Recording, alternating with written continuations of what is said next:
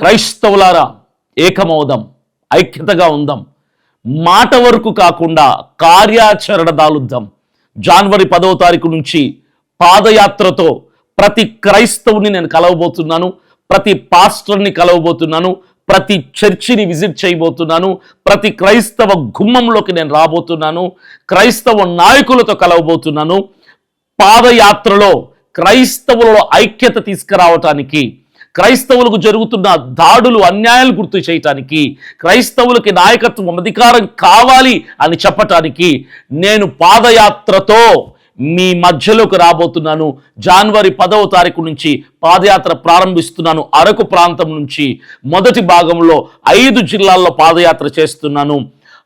మన్యం జిల్లా, శ్రీకాకుళం జిల్లా, విజయనగరం జిల్లా, విశాఖపట్నం జిల్లా, అనకాపల్లి జిల్లా, 5 జిల్లాల్లో ఉన్నటువంటి ప్రతి నియోజకవర్గం, ప్రతి మండలం, ప్రతి గ్రామం, ప్రతి సంఘం, ప్రతి పాస్టర్ ఫెలోషిప్, ప్రతి క్రిస్టియన్ లీడర్ని నేను కలవబోతున్నాను. మనకు కావాల్సిన న్యాయం కోసం మాట్లాడబోతున్నాను. ఒక్కడిగా వస్తున్నాను, సైన్యం సిద్ధం చేయబోతున్నాను. Thank you.